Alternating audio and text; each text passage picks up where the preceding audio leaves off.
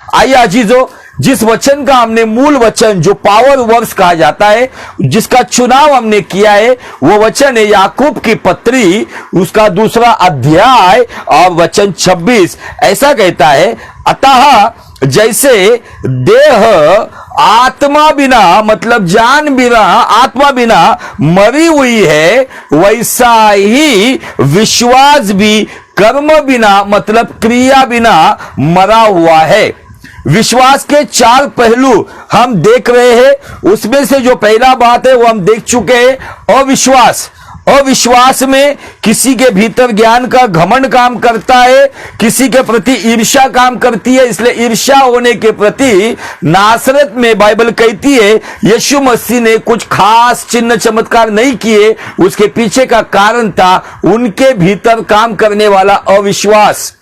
हम ये भी देख चुके हैं कि एक पिता अपने पुत्र को बचपन से ही दुष्टात्मा की तकलीफ से वो अपने बच्चे को देख रहा था, और एक विश्वास से अपने बच्चे को वो यीशु मसीह के चेलों के पास लेकर आया, लेकिन चेले भी उसको दुष्टात्मा से छुटकारा देने में नाकाम हो गए। तब यीशु मसीह ने कहा कि विश्वास करने वालों के लिए सब संभव है। तब वो दुष्टात्मा ग्रस्त पुत्र जो है, उसका पिता, वो जोर से पुकार के कहता है, हाँ मैं विश्वास करता हूं, लेकिन मेरे भीतर से अविश्वास निकाल। ये उस तरीके का अविश्वास है जो जहां पर हमने विश्वास किया वो हमारे जीवन में काम नहीं किया या हमारे लिए लाभदायक नहीं हुआ, वो अविश्वास बन जाता है। लेकिन अविश्वास होने के बावजूद वो सारी बातें, नाना प्रकार की देवी देवता, नाना प्रकार की नॉन बिब्लिकल बातें, नाना प्रकार की ऐसी कुछ बातें जो हमारे जीवन में अविश्वास की जगह लेकर बैठे, इस बाप ने कहा मैं विश्वास करता हूं, मेरा अविश्वास निकाल दे। आज तू मेरे बेटे को छुटकारा दे दे, मेरे अंदर का अविश्वास चला जाएगा। उसके बाद हमने देखा अल्प विश्वास, जो पतरस को प्रभु यीशु मसीह ने उस पतरस को कहा जिस पतरस के बारे में परमेश्वर के प्रिय पुत्र ने भविष्यवाणी की थी कि इस पतरस नाम के चट्टान पर मैं अपनी कलीसिया की नींव रखूंगा। लेकिन यही पतरस नाकाम निकला जब यीशु मसीह ने उनकी पानी के अंदर एक ऐसी ट्रेनिंग ली, दिन भर की थकावट के बाद 5000 लोगों को खाना परोसना और खाना उठाना, टुकड़े उठाना, टोकरियां भरना, दिन भर की थकावट के बाद उनको बीच समंदर में या झील में भेज दिया और कहा तुम उस पार जाओ, मैं आता हूं। और बीच झील के बीच में एक बड़ा तूफान खड़ा हो जाता है और उस वक्त यीशु मसीह तूफान पर चलते हुए आता है। तब चेलों में से केवल एक ही व्यक्ति है जो पानी पर चलने के लिए तैयार हो गया। कुछ कदम वो चला, लेकिन बाइबल कहती है जैसे ही यीशु की ओर उसकी नजर थी, जब तक यीशु की ओर नजर थी तब तक वो पानी पर चल रहा था। लेकिन बाइबल ये भी कहती है जैसे ही नजर यीशु की ओर से हटी, डूबने वाली दुर्घटना घटी। एक बड़ा तैराक व्यक्ति, दिन रात पानी में रहने वाला व्यक्ति, एक मछुआरा, पानी से कभी ना डरने वाला, वो पानी में डर गया। उसके अंदर उस अविश्वास के द्वारा, अल्प विश्वास के द्वारा डर का साया आ गया और वो डूबने लगा। फिर भी यीशु मसीह ने हाथ बढ़ाकर उसको बाहर निकाला और जब वो नाव पर चढ़े, नाव पर पहुंचे, तब यीशु मसीह ने उसे एक उपाधि दी, हे अल्प विश्वासी, तूने संदेह क्यों किया। अल्प विश्वास में आता है संदेह। अविश्वास में कोई साइंटिस्ट है जो एथियस्ट है, नास्तिक है, उनको अंदर ज्ञान का घमंड, और एक अविश्वास जिसके अंदर ईर्ष्या, वो व्यक्ति कैपेबल या वो व्यक्ति कर सकता है, लेकिन मेरी ईर्ष्या की वजह से मैं उसको स्वीकारता नहीं हूं। वो नासरत के अंदर के लोग थे और वो बाप था, उसने अपने बच्चे को छुटकारे के लिए नाना प्रकार की चौखट को उसने खटखटाया, लेकिन उसको असफलता के सिवाय कुछ मिली नहीं। लेकिन जब यीशु उसके जीवन में आया, अविश्वास चला गया और विश्वास का दाता उसके जीवन में प्रकट हो गया। पतरस कुछ समय के लिए चला लेकिन डूबने लगा, उसके अंदर संदेह आ गया, क्योंकि नजर यीशु की ओर से जब भी हटती है तब संदेह को प्रवेश करने के लिए एक दरवाजा खुल जाता है और वही संदेह डर को लेकर आता है और वही डर अच्छे अच्छे विश्वासियों को डुबा देता है। तीसरा विश्वास हमने देखा वो है अंधविश्वास।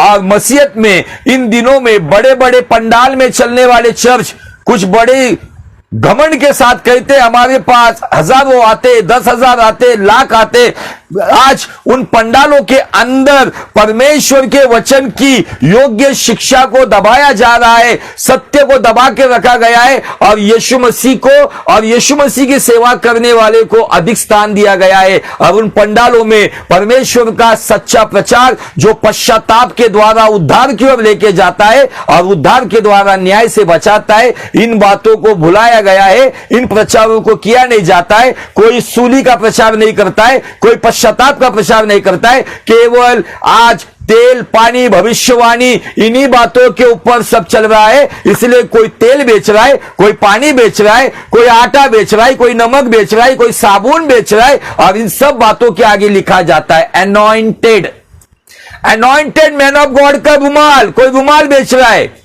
रुमाल लेके जाओ, प्रार्थना करो। अगर उस जमाने में अगर पौलुस ने रुमाल बेचने की अगर सेवकाई करता था तो उसको किसी भी कलीसिया के पास से डोनेशन लेने की कुछ भी जरूरत नहीं थी। ना मासोदिनिया की कलीसिया के पास वो पैसा मांगता था, ना कुरिन्थियों की कलीसिया के पास पैसा मांगता था, ना किसी इफिस की कलीसिया के पास मांगता था, क्योंकि उसके शरीर पर से घुमाए हुए कपड़ों के द्वारा लोग चंगे हो जाते थे। वो भी कपड़ा बेचने का मिनिस्ट्री अगर करता था तो पौलुस भी बहुत धनवान हो जाता था, पतरस भी धनवान हो जाता था, क्योंकि पतरस की छाव गिरने से लोग चंगे हो जाते थे।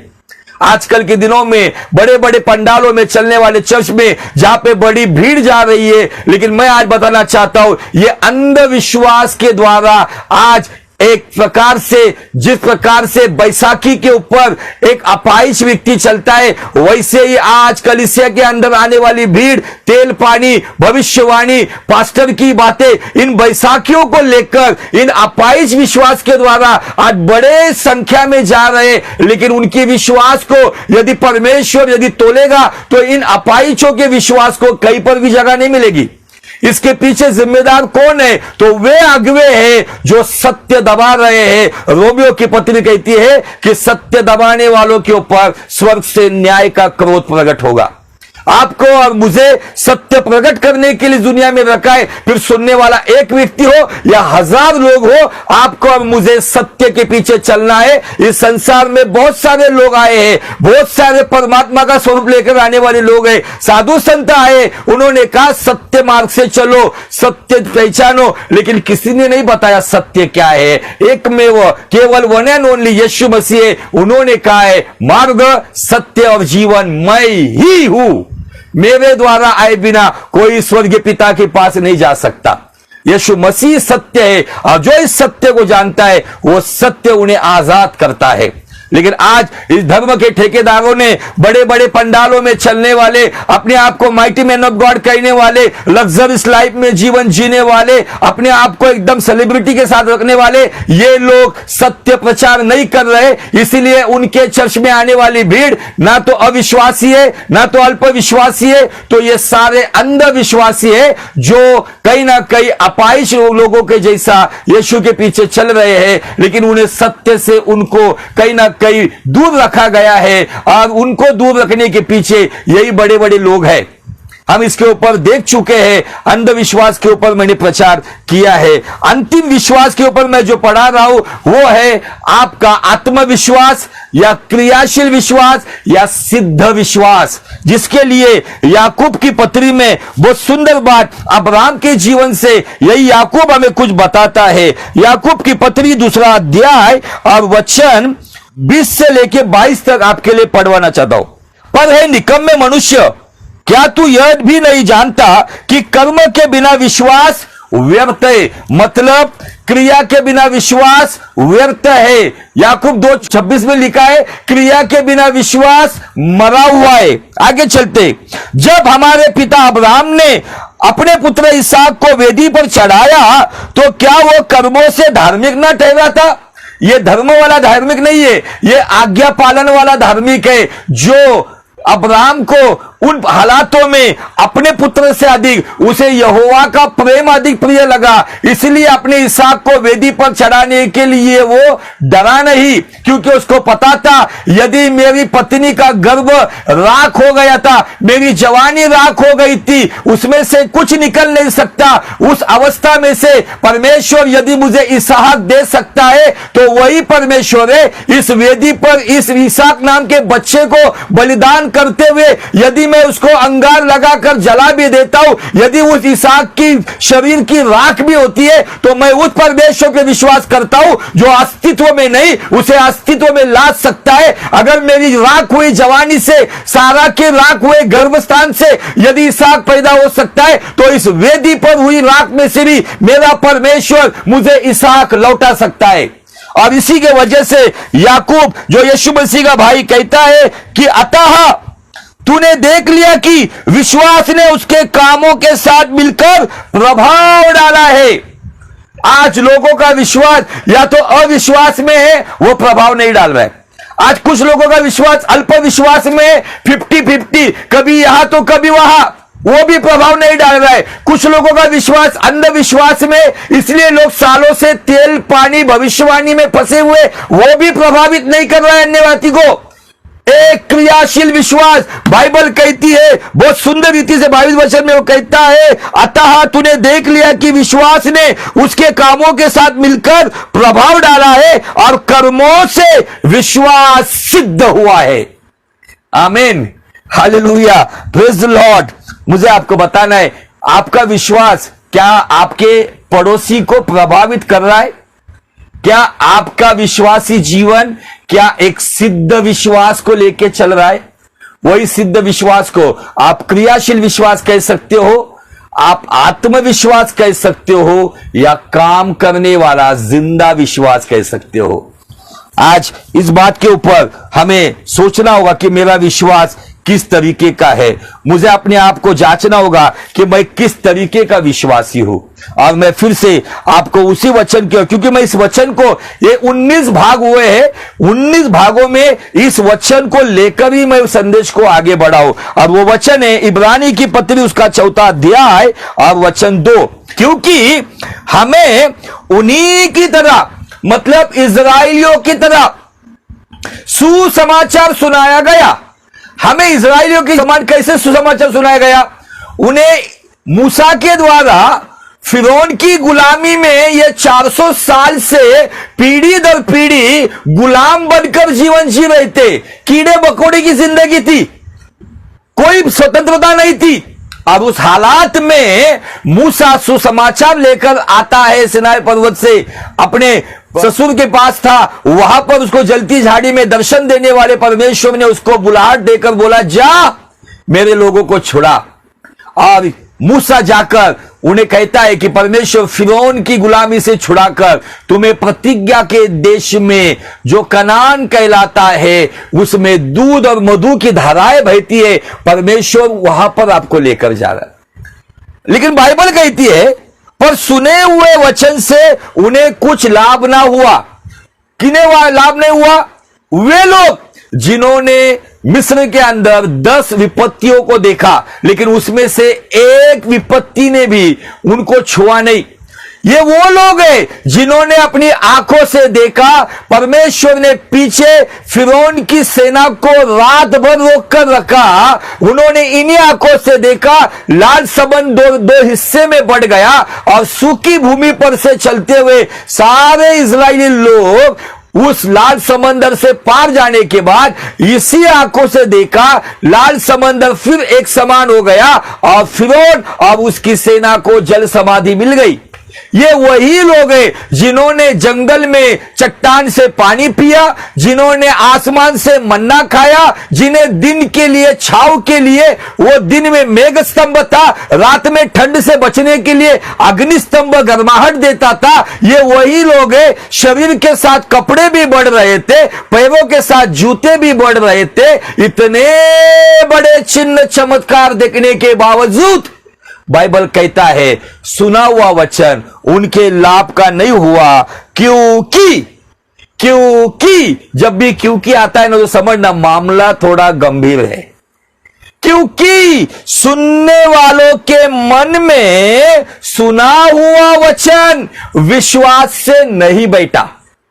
हमारे मराठी बाइबल में दिया है, विश्वास से वचन का विश्वास का मिलाप नहीं हुआ, संयोग नहीं हुआ या संगम नहीं हुआ। यह संगम ना होने की वजह से आज कितने सारे विश्वासी हैं, बड़े बड़े चिन्ह चमत्कार उनके जीवन में होने के बावजूद, बड़े बड़े चिन्ह चमत्कार देखने के बावजूद आज भी वो बच्चों के नाई जीवन जी रहे।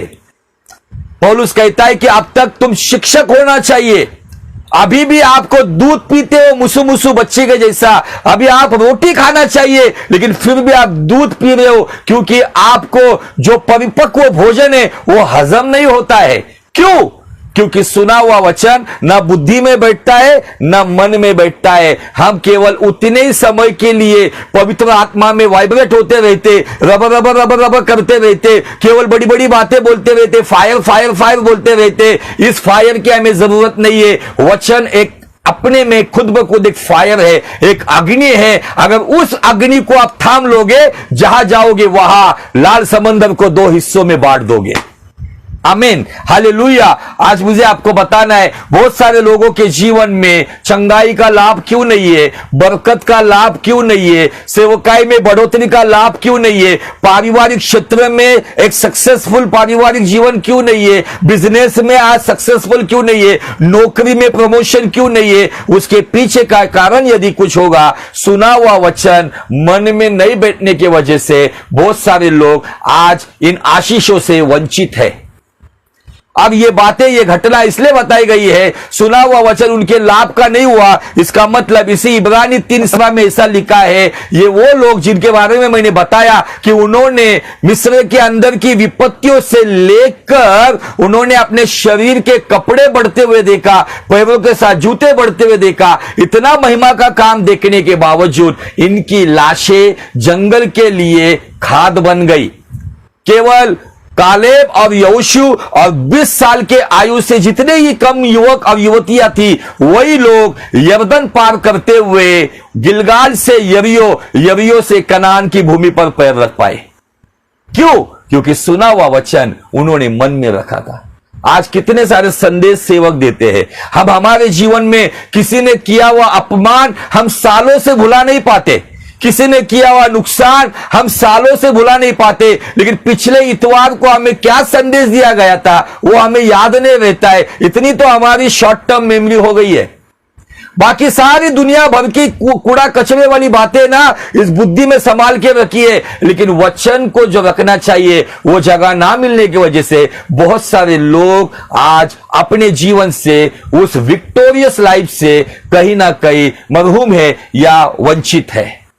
आज आपको और मुझे, हमने जो पिछले बुधवार को हमने जिस व्यक्ति के जीवन से संदेश सुना, उसके अंदर वो क्रियाशील विश्वास जो उसके उम्र के, जो 40 साल की उम्र में था, जो विश्वास उसके अंदर था, वही विश्वास उसके 45 साल के बाद, मतलब 85 साल का बुजुर्ग यहोशू को कहता है कि मुझे वो किरियात अराबा जो हेब्रोन है वही दे दे, क्योंकि मैं जाऊंगा राक्षसों से लड़ूंगा, क्योंकि मेरे परमेश्वर ने मुझे मूसा के द्वारा वचन दिया था, जिस भूमि पर तेरे पैर लगे हैं वो भूमि मैं तुझे दूंगा।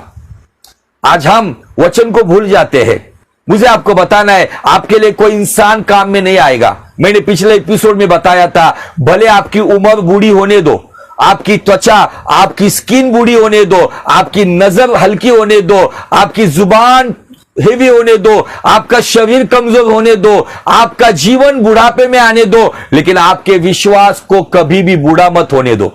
वो बातें हमें कालेब सिखाता है। 85 साल की उम्र में कालेब ने अपने 40 साल की उम्र में जो विश्वास था उसको बरकरार रखा था, और वो कहता है उस वक्त में जैसे जाया आया करता था, युद्ध किया करता था, अभी भी वो ताकत और वो कुवत मेरे पास है, क्योंकि यहोवा का वचन मैंने मन में बिठाया है। आज बहुत सारे लोग अपने उम्र के कारण देते हैं, अपनी बीमारी का कारण देते हैं, अपनी परिस्थिति का कारण देते हैं, लेकिन कालेब एक 85 साल का बुजुर्ग एक युद्ध लड़ता है, और जो जगह हमारे अब्राहम बाबा की थी, इसहाक की थी, याकूब की थी, हमारे दाऊद की थी, उस जगह पर राक्षसों ने कब्जा किया था। उस राक्षसों को भगाकर उस हेब्रोन को फिर से अपने कंट्रोल में लिया है। आज के दिन आपको आपके हेब्रोन को आपके कंट्रोल में लेने के लिए आपको आपके विश्वास को क्रियाशील करना होगा। यदि आपका विश्वास क्रियाशील है तो बाइबल कहती है पहले यूहन्ना 4:4 में, जिसने संसार पे जय पाई है वह है हमारा विश्वास। आमीन। विश्वास से हम सब कुछ कर सकते, लेकिन कौन सा विश्वास है मेरे अंदर? अविश्वास, अल्पविश्वास, अंधविश्वास या क्रियाशील विश्वास? आज हमें जांचना है और योग्य विश्वास में आकर हमें हमारा हेब्रोन फिर से एक बार हासिल करना होगा। हेब्रोन का मतलब है परमेश्वर की संगति का स्थान, परमेश्वर की नजदीकियों का स्थान, इंटिमेसी विद गॉड, ऐसा इंग्लिश में उसका भाषांतर है। आमीन, हालेलुया, प्रेज द लॉर्ड। आज परमेश्वर चाहता है इन दिनों में इन बातों को हम जाने और अपने जीवन के विश्वास को समझे। तो आइए, विश्वास आता कहां से?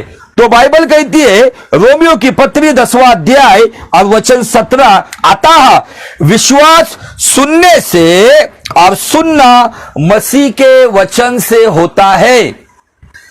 विश्वास सुनने से, इन कानों से नहीं, मन के कान होने चाहिए, वो खुले रहना चाहिए। यदि आप शरीर के कानों से सुनोगे तो वो बुद्धि में चले जाएगा, लेकिन मन के कान से सुनोगे तो मन में पहुंच जाएगा। और हम लोग देख चुके हैं कि विश्वास को किस तरीके से डेवलप करता है वचन।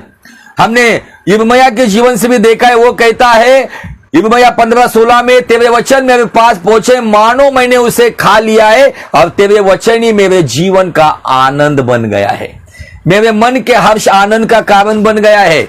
आज जब मैं इन बातों को देखता हूं, जैसे इजराइलियों के लिए सुना वचन लाभदायक क्यों नहीं हुआ? क्योंकि उन्होंने वचन को अपने मन में ना बिठाया। वचन को बीज के साथ तुलना की जाती है। गौर से सुनो, वचन को बीज के साथ तुलना की जाती है। और उसके बारे में यदि आप योएल नबी का किताब उसका पहला अध्याय वचन 17 को यदि हम पढ़ेंगे तो वहां पे ऐसा लिखा है, बीज ढेलों के नीचे झुलस गए हैं। बीज ढेलों के नीचे, आप ढेले समझते हो? आप तो एमपी वाले किसान लोग बहुत सारे हैं। जैसे सेंधवा में मैंने खेती देखी है, तो जब खेती में हल चलाया जाता है, अभी तो ट्रैक्टर के द्वारा हल चलाया जाता है ताकि अच्छी तरीके से हल चलाकर भूमि को अच्छी तरीके से बनाया जाए। बीज बोने से पहले अच्छी तरीके से हल चलाया जाता है, लेकिन कुछ भूमि में ढेले बच जाते, मतलब उस मिट्टी के चिकड़ के गोले। और बाइबल कहती है कि ढेलों के नीचे बीज झुलस गए। ये प्रॉफिटिक मैसेज है। एक्चुअली बहुत सारे लोग प्रॉफिटिक बोलते, लेकिन गॉस्पेल ही प्रचार करते।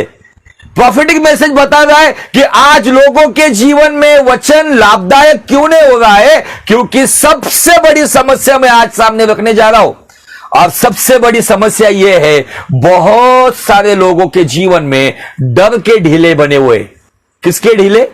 डर के ढेले बने हुए हैं। और वो डर के ढेले को वो बीज चिपक जाता है, और बाइबल लिखा है कि वो ढेले के नीचे बीज रहने की वजह से झुलस गया। इंग्लिश में दिया है उसे फंगस लग गया है, वो सड़ गया है, वो खराब हो गया। क्यों? क्योंकि उसको जमीन नहीं मिली। उसको जमीन ना मिलने के वजह से, वो जमीन में ठीक से ना जाने के वजह से वो बीज बर्बाद हो गया। उसके पीछे का कारण ढीले।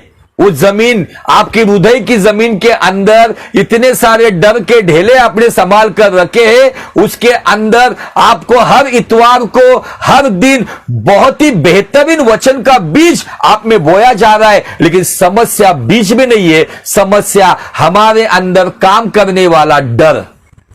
आज बहुत सारे लोग डर में जी रहे। उनको बताना चाहता हूं, डर के आगे जीत है और वही जयवंत यीशु मसीह है। परमेश्वर ने हमें डर की आत्मा नहीं दी है, तो परमेश्वर ने हमें सामर्थ की आत्मा दी है। हम जैवन से भी बेहतर जीवन जी सकते हैं, लेकिन आज नाना प्रकार के डर के ढेलों की वजह से हम बेहतरीन बीज ले रहे, बेहतरीन बीज हमें मिल रहा है, लेकिन समस्या यह है कि हमारे ढेलों की वजह से आज तनाव में बहने वाला लोग वो तनाव के ढेले में अंदर है, कुछ डर के ढेलों के अंदर है, कुछ लोग अपनी नाना प्रकार की प्रॉब्लम के ढेले लेकर बैठे, इसलिए वचन उस ढेले को चिपक जा रहा है, बीज ढेले को चिपक जा रहा है और उसमें से कोई उत्पन्न नहीं मिल रहा है, उसमें से कुछ भी बीज नहीं मिल रहा है, उसमें से खेती नहीं बन रही है, तो बीज सड़ रहा है। इसीलिए आगे ऐसा लिखा है, भंडार सूने पड़ गए, खत्ते गिर पड़े हैं, क्योंकि खेती मारी गई है। पशु कैसे कराते हैं, झुंड के झुंड गाय बैल विकल हो गए हैं, क्योंकि उनके लिए चराई नहीं रही, और झुंड के झुंड भेड़ बकरियां आज पाप का फल भोग रही है। ये कौन सी भेड़ बकरी या पाप का फल भोग रही है? कुछ अलग अलग जगह पर, ऐसी जगह पर आज भेड़ बकरियों के नाई लोग बड़ी भीड़ से जा रहे हैं, लेकिन जो वचन लेना चाहिए वो वचन अपने तनाव से भरा हुआ जीवन, डर से भरा हुआ जीवन, और वही तनाव और डर के ढेले के नीचे वो वचन का बीज झुलस रहा है, जिसके वजह से आज भंडार सुने पड़े हुए, बरकत नहीं है, जिसके वजह से खत्ते गिरे पड़े हुए, हाथ में कुछ सक्सेसफुल जीवन नहीं है, खेती मारी गई है, किसी प्रकार का खेती से हमें कुछ उत्पन्न नहीं आ रहा है। लिखा है, पशु कराते हैं, झुंड के झुंड गाल बैल विकल हो गए, और भेड़ बकरियां पाप का फल भोग रही है। पाप का निवारण वचन है, और वो वचन यीशु मसीह है। अजीजों, आज के दिन मैं आपसे स्पष्ट रीति से कुछ बातों के ऊपर आपका ध्यान बटाना चाह रहा हूं। आपके जीवन में ऐसे कोई डर के ढेले हैं? आज यहां सुनने वालों में से अधिकांश लोगों के जीवन में अपने भविष्य का डर है। मेरे बच्चों का क्या होगा, मेरा क्या होगा, मेरे बाद मेरी संतान का क्या होगा, मेरे जीवन में कैसा होगा, मेरे बच्चों की परवरिश कैसी होगी, उनको, अब मेरे बच्ची की शादी हो गई, उसको अच्छा पति मिलेगा क्या, उसको अच्छी पत्नी मिलेगी क्या? सारी संसारिक बातों के डर के ढीले के नीचे बहुत सारे वचन के बीज झुलस गए हैं। सही बोल रहा हूं ना मैं? बहुत सारे वचन के बीज झुलस गए हैं। हमने बेहतरीन वचन सुने हैं, लेकिन आज उस बीज को झुलसने का कारण हम खुद बने, हम खुद उसके लिए कारण है। आज बहुत सारी जगह पर यह सत्य बताया नहीं जा रहा है, लोगों को बताया जा रहा है किसी ने आपके ऊपर काला जादू किया है, तंत्र मंत्र किया है, विचक्राप किया है। कोई मसीहों के ऊपर विचक्राप कोई माइकलाल कर नहीं सकता, क्योंकि बाइबल कहती है इस्राएलियों के ऊपर कोई तंत्र मंत्र या याकूब के ऊपर कोई चेटुक विद्या होती नहीं है। ना दिन में ना रात में जो भी अंधकार की शक्तियां, उसका कोई भी प्रभाव हो नहीं सकता है। हमारी असफलता के लिए हम खुद कारण है, हम खुद उसकी वजह है, क्योंकि हमने बुनियादी शिक्षा छोड़ दिए है। और अभी संसार में जो फास्ट फूड टीचिंग आ रही है, शायद हम उसके पीछे तो नहीं दौड़ रहे। आज हर एक व्यक्ति एक डर के साए में जी रहा है। बाप मरने से पहले बच्चों के दिमाग में डर है, क्या मुझे प्रॉपर्टी का अच्छा हिस्सा मिलेगा कि नहीं मिलेगा। बाप मरने से पहले यह सोचा। आज इस संसार में, ऐसे संसार में हम जीवन जी रहे जहां पर इंसान की कोई कदर नहीं है। आज मुझे आपको बताना है, संसार को छोड़ दो, मैं आपके बारे में बात करना चाहता हूं। क्या आज आपके जीवन में आप कौन से डर में जीवन जी रहे हो? आज इस डर से निकलना है तो आपको इन ढेलों को, आपको पता है आलिशा का चुनाव जब हुआ तो आलिशा कौन सी मिनिस्ट्री कर रहा था पता है आपको? आलिशा के पास 12 बैल की जोड़ियां थी, 11 बैल की जोड़ियां आगे चलती थी, और 12वीं जोड़ियों के ऊपर ये आलिशा इतने बड़े खेत का मालिक होने के बावजूद वो 12वीं जोड़ी पे था। और वो क्या कर रहा था पता है? लिखा नहीं है, लेकिन मैं टेक्निकली आपको बता सकता हूं कि वो आखिरी में इसलिए रहता था, वो 11 जोड़ियां जब चलती होगी तो आलिशा देखता होगा कि कौन से बैल ने अच्छी तरीके से हल चलाया नहीं है, जमीन को अच्छी तरीके से हल चलाया नहीं, कहां पर ढीले पड़े हुए, उन ढीलों को फोड़ने का काम आलिशा करता था। इसके लिए उसकी खेती में एक अच्छी उपज आती थी। और यही उसके अंदर जो बेहतरीन काम करने का स्वभाव था, ढीलों को फोड़ने वाला और बीज को बचाने वाला, बीज से अच्छा उत्पन्न लाने वाला व्यक्ति है। इसीलिए एलिया नबी के बाद एलीशा नबी का चुनाव हुआ है। एक रेवलेशन है, आपको उसको समझना होगा। एक प्रकाशन है, आपको समझना होगा कि आपके जीवन में ऐसे कुछ ढेले हैं जिसकी वजह से वचन झुलस गया है। यदि वचन झुलस गया, यदि वचन, सुना हुआ वचन मन में नहीं बैठा है तो लाभदायक कुछ नहीं होगा। इसलिए खत्ते खाली पड़े हुए, इसलिए भंडार सुने पड़े हुए, इसलिए गाय बैल करा रहे, इसलिए भेड़ बकरियां पाप का बोझ उठा रही है। यही कारण है, क्योंकि सुनना मसीह के वचन से है और सुना हुआ वचन यदि मन में बैठा नहीं है, यदि वो क्रियाशील हुआ नहीं है, मेरे विश्वास के मनुष्य को यदि वचन की ताकत मैंने दी नहीं है, केवल मेरे कानों को अच्छी लगने वाली बातों को ही मैं आज देख रहा हूं लेकिन काम नहीं हो रहा है, तो कहीं ना कहीं मेरा विश्वास का मनुष्य आज कहीं ना कहीं, जैसे आईसीयू में एक पेशेंट कोमा की अवस्था में चला जाता है, बहुत मसीहों का विश्वास का मनुष्य आज कहीं ना कहीं कोमा में चला गया है। उसे कोमा से बाहर लाने के लिए आपको वचन की दवाई देनी होगी।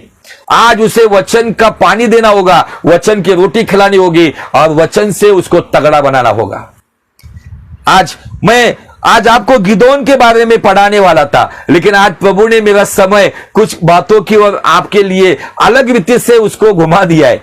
मैं आज गिदोन के जीवन से बताने वाला था, जैसे पिछले वक्त मैंने कालेब के जीवन से आपको सिखाया। लेकिन अजीजों, ये 19वां एपिसोड, आज परमेश्वर आपको फिर से एक बार कुछ बातों से आगाह कर रहा है।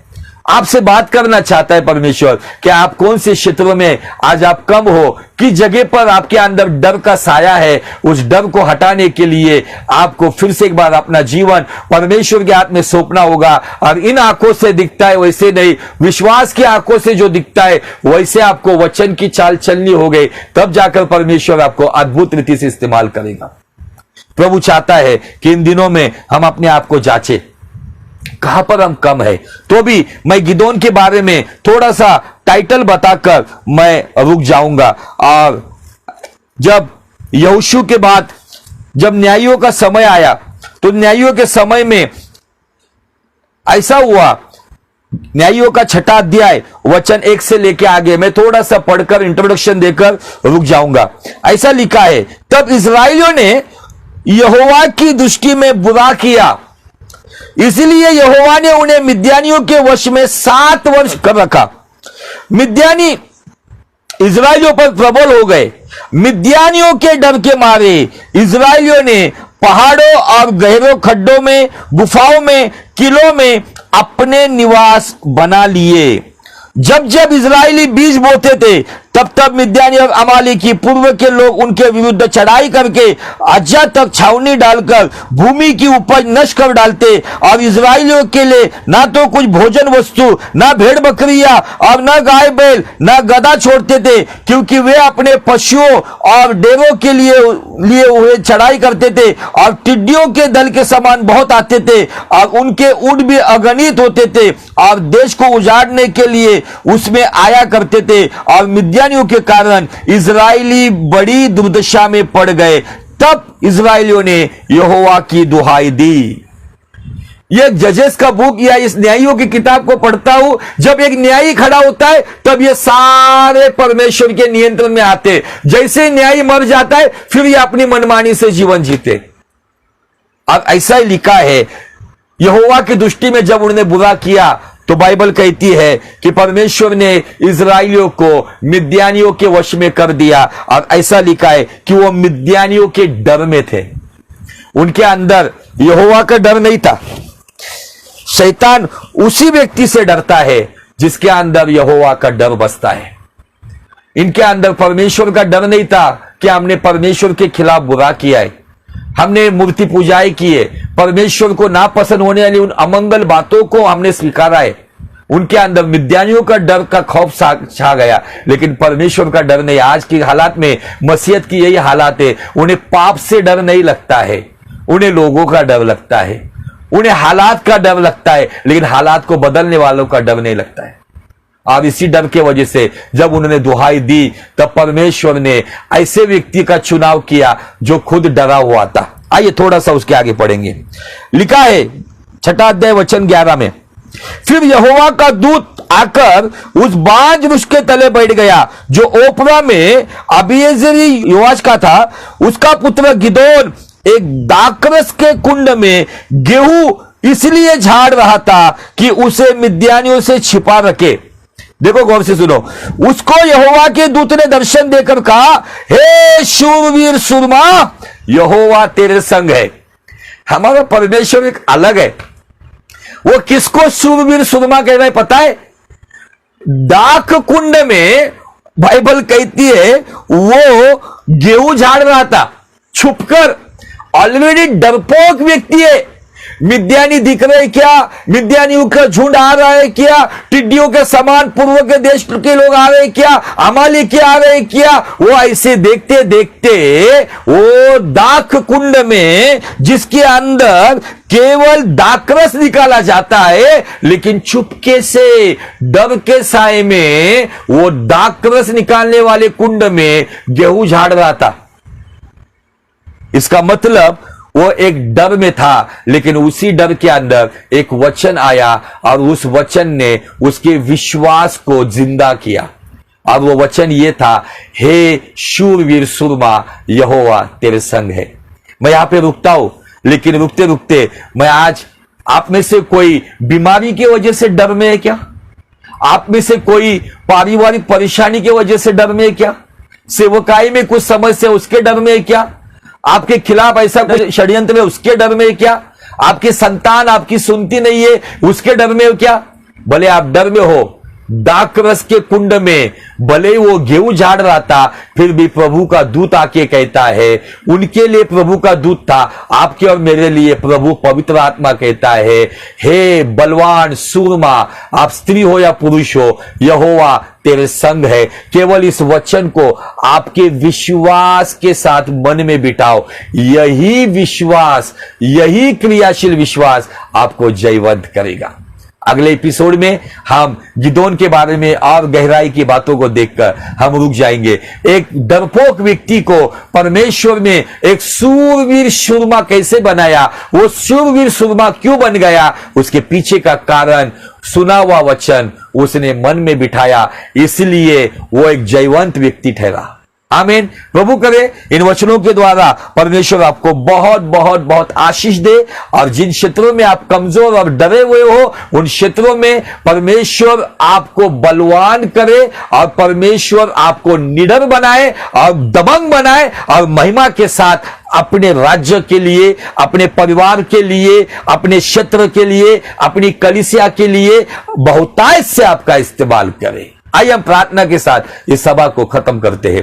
प्यारे पिता परमेश्वर, यीशु नासरी के नाम में हम सारा आदर सारी महिमा आपको देते हैं, धन्यवाद देते हैं। खुदावन आपने हमसे बात की, और खुदावन इस क्रियाशील विश्वास के इस विषय पर हम अध्ययन कर रहे हैं और विश्वास करते कि प्रभु जी, जैसे आपने कालेब के द्वारा हमें सिखाया, आज गिदोन के द्वारा कुछ बातें हमने संक्षिप्त में समझी है, उन बातों को हम स्वीकारते हैं और प्रभु जी यकीन करते हैं, यदि डरपोक गिदोन को आप योद्धा बना सकते हो, तो निश्चय ही वही परमेश्वर आज पवित्र आत्मा के सामर्थ्य में, वचन के सामर्थ्य में हमें निश्चय बलवान बनाकर, निडरता का जीवन देकर, हर हालात पर विजयी होने वाला अभिषेक देकर अपनी महिमा का कारण बनाएगा। धन्यवाद देता हूं प्रभु जी, आपने सबको छुआ, वचन के द्वारा उन्हें तरोताजा किया, इसलिए दिल के गहराई से आपका शुक्रिया अदा करता हूं।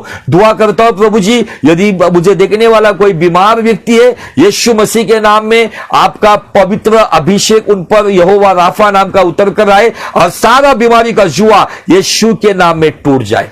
इस सारी कलीसिया को, जो भी जुड़े हुए भाई बहन सभी को, उनको आत्मिक, मानसिक, शारीरिक, भौतिक, पारिवारिक क्षेत्र की सभी आशीष देकर उनको आशीषित करना। उनके घर परिवार में सुख, शांति, समाधान, सभी प्रकार की बरकत, भरपूरी की चंगाई, सभी प्रकार का आनंद आपकी उपस्थिति के द्वारा वो पाए, ऐसा अनुग्रह उन पर करना। सारा आदर सारी महिमा आपको देते हुए मरकुस 11:24 के साथ सहमत होते, जो मांगा है वो हमने पाया है, परमेश्वर का प्रिय पुत्र नासरी यीशु के नाम में मांगते, इसलिए सुन और ग्रहण कर पिता, आमीन। ये गुजारिश है, यदि परमेश्वर ने इस वचन के द्वारा आपको छुआ है, आपके जीवन में काम किया है, आपको आशीषित किया है, तो औरों को आशीषित करने के लिए हो सके तो इस वीडियो को भी ज्यादा से ज्यादा लोगों के साथ शेयर कीजिए, ताकि परमेश्वर के राज्य में जो शेयर आप करोगे, जिसके द्वारा किसी के जीवन में वचन का प्रभाव आएगा और वो एक सिद्ध विश्वास के कामों से बनेगा, जिसके द्वारा प्रभु के राज्य में एक लाभ होगा और प्रभु आपको भी उस लाभ का आशीष देगा। प्रभु आपको बहुत बहुत बहुत आशीष दे।